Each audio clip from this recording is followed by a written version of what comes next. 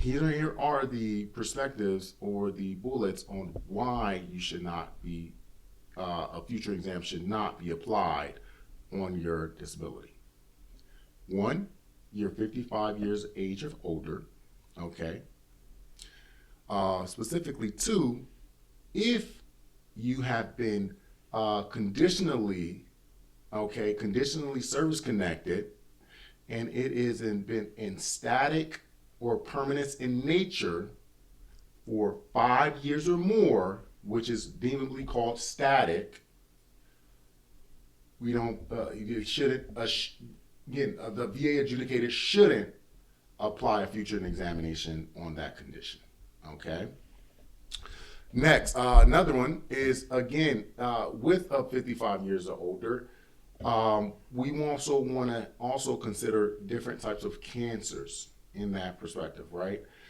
Just on the reason I say that is because of the recent update in law of the PACT Act. There are a lot of cancers that have been adjudicated and actually granted for veterans that have been in the Gulf War, Vietnam War, and different things of that nature. But with that being said, I want you to understand that with those cancers that have been applied, typically a 6-month future exam is placed on that cancer for a certain allotted amount of time until the cancer is one, in remission, or it is exacerbated itself to stage 4. Okay, so these future exams are a real pain for some veterans. You know, if you're dealing with a cancer, going back over and over again for future exams, for them to go ahead and give you the thumbs up of you saying, particularly, it still remains the same. You know, it could be one very stressful and actually, you know, push the cancer in a worse direction. So if you're 55 years or older and you're dealing with anything of that nature, that's something that you can request to obviously be removed. Okay. So we always want to make sure that is in perspective. Another reason why that future exams can be removed off your should be removed off your conditions from your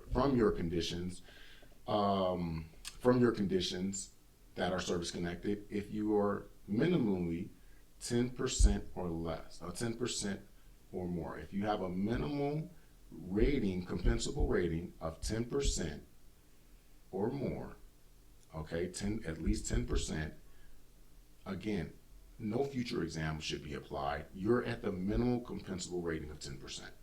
Okay, but most VA adjudicators, unfortunately, still apply future exams.